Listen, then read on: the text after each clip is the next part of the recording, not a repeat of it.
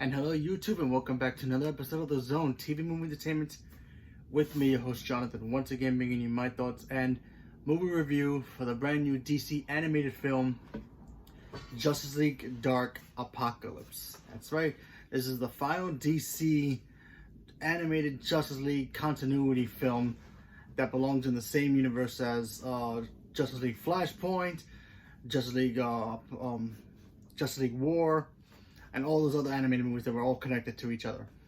So if you've never seen any of those movies, I highly recommend you actually watching them, because they're actually pretty cool movies, and they all actually are connected of how the Justice League first formed together, how they first fight Darkseid, and how the team expands to other members and other team members of, you know, other superheroes like the Titans, the Justice League Dark Team, and etc.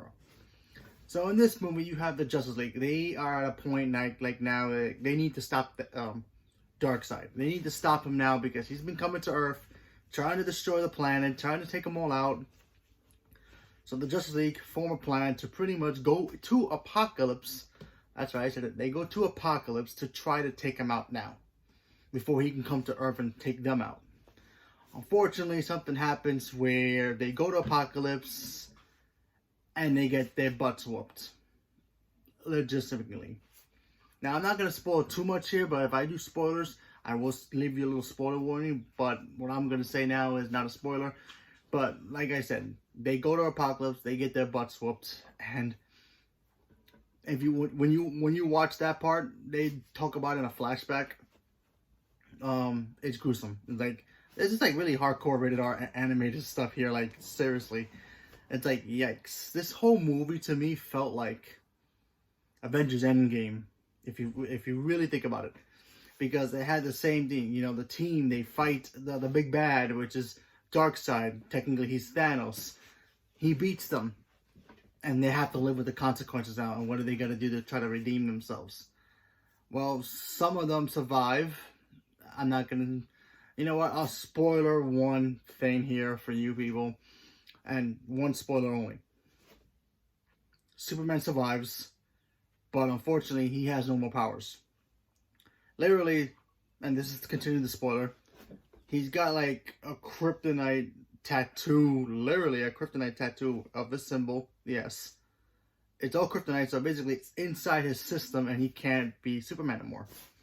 So he goes back to Earth and he has to team up with other heroes who are still alive to pretty much try to figure out a way to stop Darkseid from pretty much wiping out the entire Earth. Because he's got his demon army, his parademons out there wreaking havoc, and the team is pretty much broken down. We have Constantine, who's a very big figure in this entire movie, where you see Constantine, you know how he is. Constantine's a magic guy, he knows how to do things, doesn't really play well with others as much. When he starts to see things that he really doesn't want to see, he kind of goes into a point where he goes to a corner in a way where he's like, I can't do this. He goes to do his own thing, starts drinking like he usually does, and he's like, I don't want to be a part of it. But then when Superman shows up and tells him, like, listen, we need you, man. We need your help. And, you know, they also get Raven. She's also a big part of it. Damian Wayne as well, as, you know, Robin. They try to get him as well, and they all try to form together whatever kind of team they can figure out. They end up getting help from not only Lois Lane, but the Suicide Squad with Harley Quinn, Manta, King Shark, Captain Boomerang, Cheetah. They all come together to try to figure out a way to stop Darkseid. And Lex Luthor ends up helping them out as well, so there's that.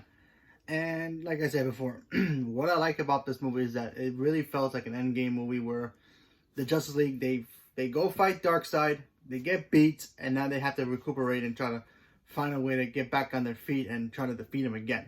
Because once he defeats him the first time, he's all powerful. He's already defeated it, he's already conquered the Earth and all that. He's at that point where he can pretty much do whatever. It's pretty much like what Thanos did. Thanos literally snapped his fingers, snapped half humanity away, and the Avengers were like left helpless, whatever was left of the Avengers. They go try to find him and try to save what's left of humanity. Same thing here. Justice League fought Darkseid. They got their butts whooped. And whatever was left of the Justice League, they have to scramble together, find some allies that not really are exactly their allies. Like some of them are their villains. They have to team up together for the humanity's sake and try to fight back. And when I say this movie, and this movie is violent, like literally violent. Like seriously, you thought The Snap was bad? When you watch this movie, it's like, yikes! It makes The Snap look like nothing. Like little, like if Thanos was just swapping, the humanity away. What Darkseid does in this movie, pretty brutality stuff here. Mortal Kombat level stuff. I'll give you that little hint. And yes, I'm bragging about a cartoon movie, but yeah, the animation here is ridiculously cool. I mean, it's no Pixar, it's no, a Disney quality, but still, the way that it beautifully sets up the film itself as a whole, it just works. I really enjoy that. I like Constantine. He's like I said before, he's a big character in here. The man is mega level powerful. It's ridiculous how powerful he is. What I love about Constantine, he's a great character. Raven is great in here. Superman is, I'm not the biggest Superman fan. I'm more of a Supergirl fan. But what you see Superman do in this movie without his powers, and I already spoiled that for you, it's ridiculous. That's why he's Superman. Regardless of powers or not, that's just why he's Superman. When you watch this movie and you have any doubts about him, why Superman's so cool and all that, you watch this movie and you're like, yeah, makes sense now. And then the action scenes are great. What happens at the end is pretty great. What I'm going to say about the ending, it does set up the brand new universe for DC Animation. Apparently they go into a new route with new characters. Well, not really new characters, more new designs and new animation movies for the DC universe, animated universe. So I'll give you that hint. If you haven't seen the movie, there's your little hint. If you've seen the movie, you know what I'm talking about. But I thought it was a fun little movie. I enjoyed it. Normally I don't talk about movies like this, but since we're in lockdown mode, so I figure I'll watch it anyway.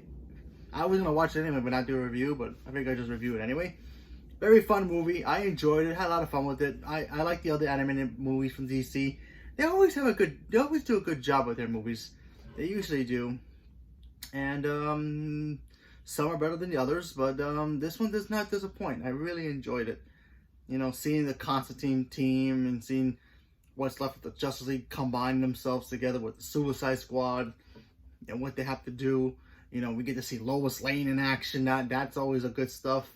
And it's a lot of fun. I enjoy. I highly recommend watching this movie. So give me a shout out and let me know comments below what you guys think about it. And stay tuned for more. Thank you very much and have a good day.